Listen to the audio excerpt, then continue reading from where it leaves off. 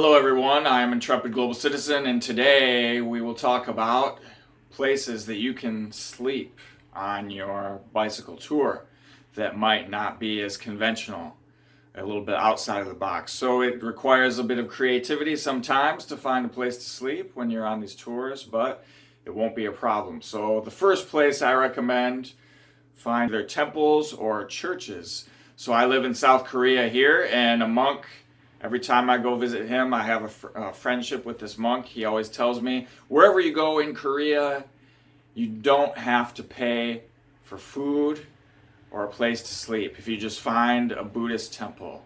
Churches, I'm not so sure about in Korea, but as well, I've also slept in mosques in Uzbekistan.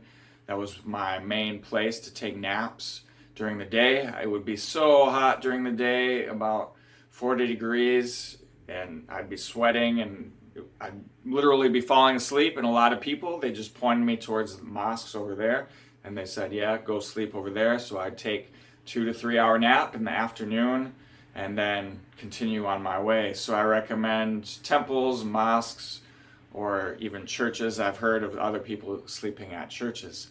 Also, if you go to India, I've heard that Sikh temples will always invite people in and let them, and you can sleep there, and they give you food, water, everything you need, and don't expect anything in return, just kindness. So no matter what country you're in, find a Sikh temple and they will help you out. The next place I recommend, beaches. So of course you should bring your tent when you're on your cycling tour if you want to sleep outside.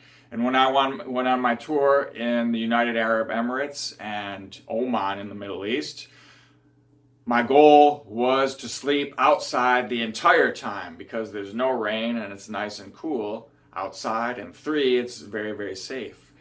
So I remember in Dubai, it's a big city, very, very expensive. So my goal was not to pay for lodging, and I didn't do that. I just slept on the beach there every single night in the city and made do with that. So the best way to listen to the waves, enjoy the breeze, is sleeping on the beach.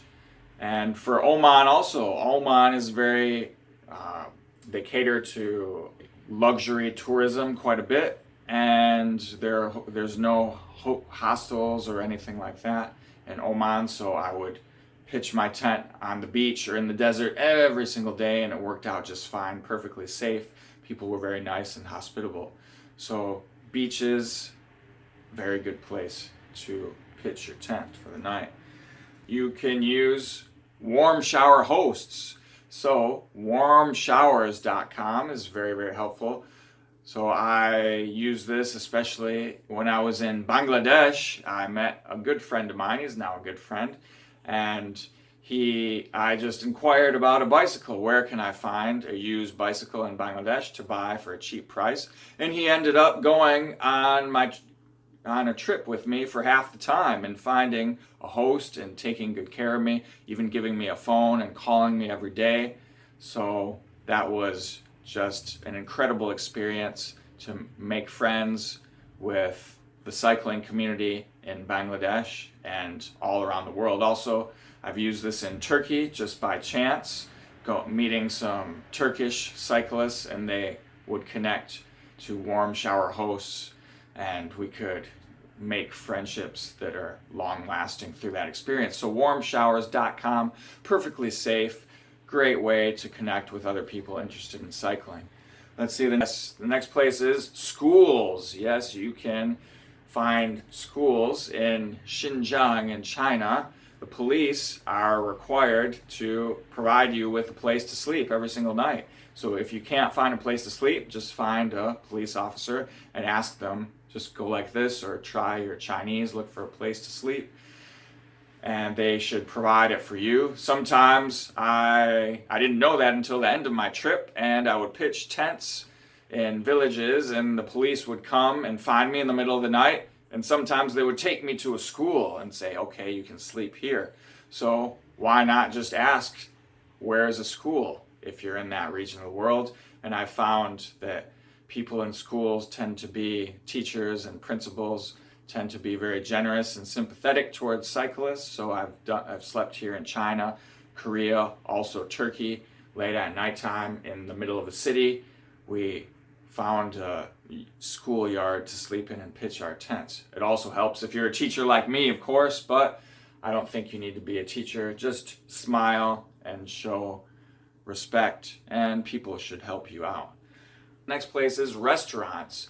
So I've slept in the winter time, especially here in South Korea, just walking and cycling around random places. And if it's cold, people often, when they realize that I have a tent and I'm going to sleep in my tent, most of the time they invite me into their place, or in restaurants, I've slept on floors, so you can ask people, you can just point and go like this, and many times people will just say, okay, you can sleep on the restaurant floor, or they have a little bench for you there that you can sleep on. So restaurants can be another unconventional place to lay your head for the night. Okay, another place where you can sleep for the night are bus stop shelters. So these are very good for shielding you from the elements. If it's raining, sleeting, or snowing outside, or you just want a barrier from the wind, bus stop shelters I've slept in. Although not very comfortable, bus stop benches, but you can make do for the night if you're absolutely desperate and you need a small roof over your head. So bus stop shelters will be very helpful also. Next we have abandoned homes or houses. So while cycling on the Pamir Highway in Tajikistan and Kyrgyzstan, I would see little towns on the map and then arrive at those towns, and guess what? Surprise, they didn't exist. So I thought I would find some hot food, some warm smiles, some shelter, but no, there was nothing there, just abandoned homes. So what did I do? I just pitched my tent in those abandoned homes, and it gave me a nice shelter from the wind, from the elements there. And so that's a place where you can go rest your head if you find abandoned homes there. Just be careful of ghosts. As next we have people's yards. So if you're new to a country or a place, I always think that there is safety in numbers. So if I don't have much experience in a new country, what I do many times is I just try to ask people, hey, or villagers, if I can sleep in their yard, pitch my tent in their yard, and just so I have the security of having somebody local there right next to me in the house next door.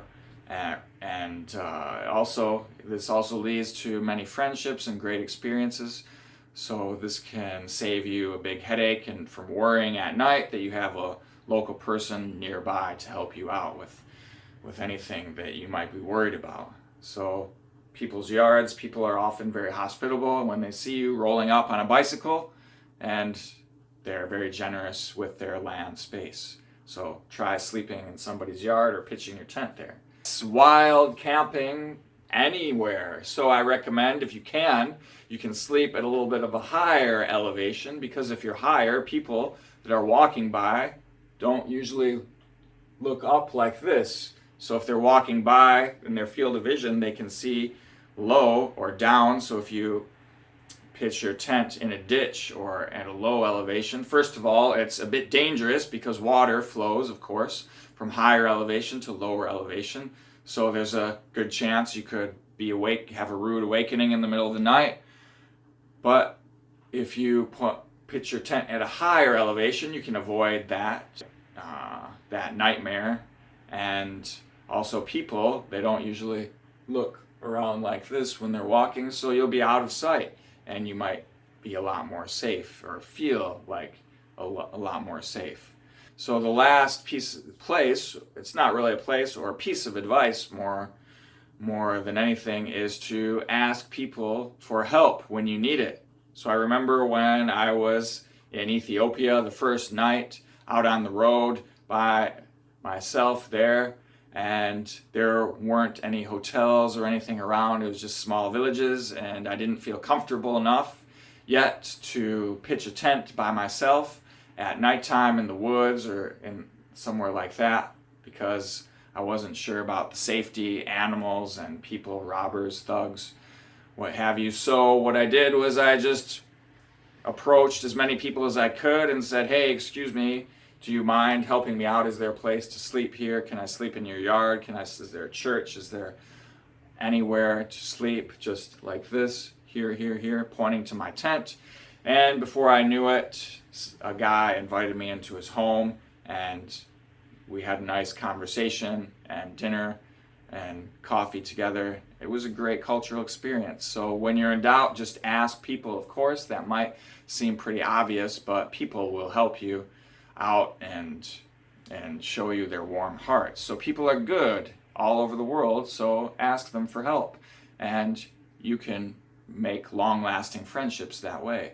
So anyway, these were 10 places that you can sleep on your next bicycle tour. And if you have any questions or comments, please feel free to write whatever is on your mind in the comment section. And please subscribe and like this video so I can keep bringing you more videos. And let me know, where do you want to go on your next cycling tour? Or where is the most unusual place that you've ever slept on one of your bicycle tours? So, see you next time. I am Intrepid Global Citizen. Take care.